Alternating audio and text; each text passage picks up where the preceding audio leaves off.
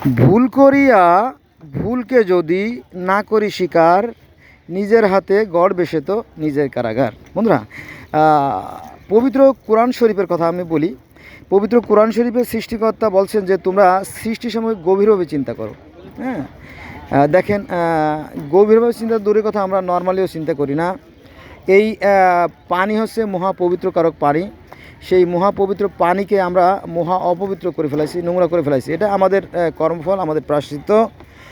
এই পলিথিনে মূলত মানে এক প্রকার তেল আছে, যেটা পানির উপর একটা লেয়ার তৈরি করে, এবং এই লেয়ার তৈরি করার ফলে মাছেরা তাদের অক্সিজেন নিতে পারে না, ফলে মাছগুলো মারা যায়। এটা অনেকে হয়তো জানে না।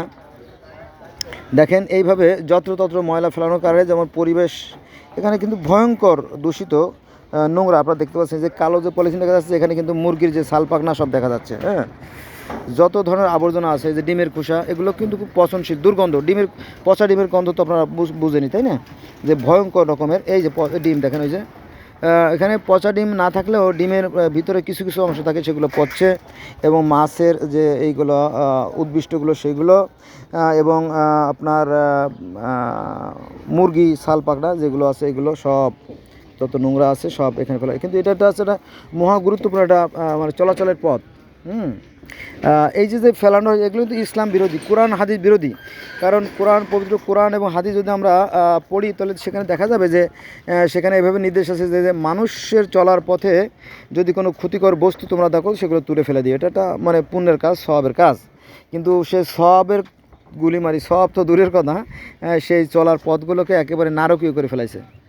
তো এই অন্যের পথে কাটা দিতে যে ভুলক্রমে নিজেরই আমরা ক্ষতি করে ফেলাইছি। এই ক্ষতির কারণে এই নদীতে কিন্তু মাছ শূন্য, আপনারা জানেন, তাই না? এই বুড়িগঙ্গা নদীতে কোনো মাছ নাই। হ্যাঁ, আর এই ব্রিজটা অনেক আগেই হওয়ার কথা ছিল, সেখানেও কিন্তু বাধা। সেখানে বাধা আছে কি, যে এই দুই পাশে যে ব্যবসায়ীরা আছে, যারা অবৈধভাবে এই দোকানগুলো দখল করে আছে, তারা কিন্তু মামলা ঢুকে দিচ্ছে। এখন একটা মামলা ঠুকে দিলে তো একটা জবাব তো দিতেই হবে জনগণকে, তাই না? নইলে জনগণ উত্তেজিত হয়ে গেলে আবার একটা মহাবিপদ, যদিও তারা সবাই অসুস্থ। হ্যাঁ, ফলে এই মামলার কারণে এই ব্রিজের কাজটা স্থগিত হয়ে গেছে আর কি। এটা একটা সমস্যার কারণ।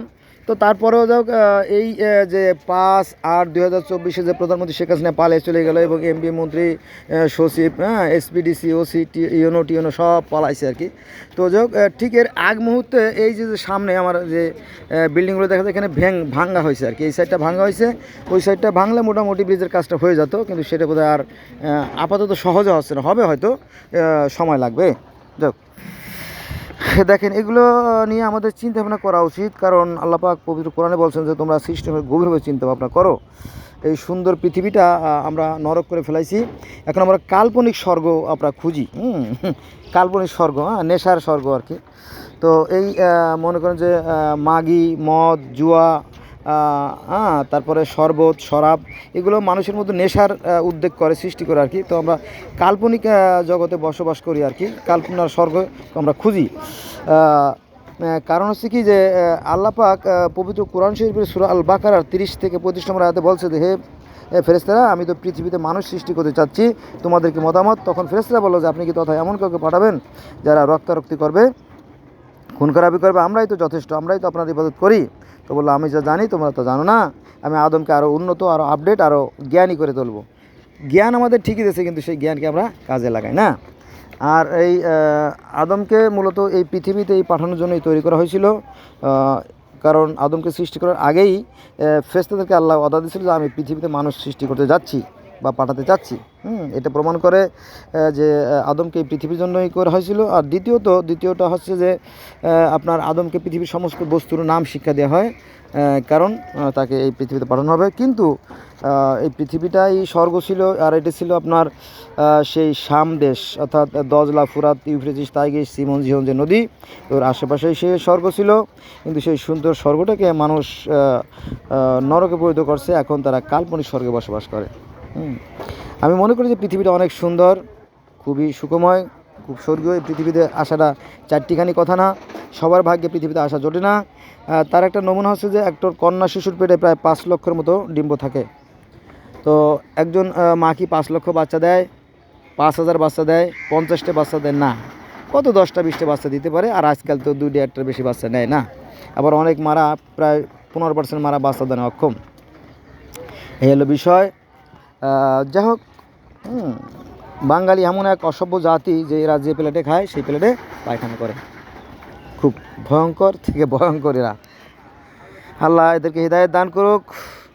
এরা খুব লোভী। এরা জান্নাত আর রাবেয়া বসরির কথা মনে পড়ে যায়। রাবেয়া বসরি একবার, মানে আমাদের ইসলাম ধর্মের এক রাবেয়া বসরি, তাপসী রাবেয়া বসরি একবার এক বালতিতে পানি আর একটা আগুন নিয়ে দৌড়চ্ছিল।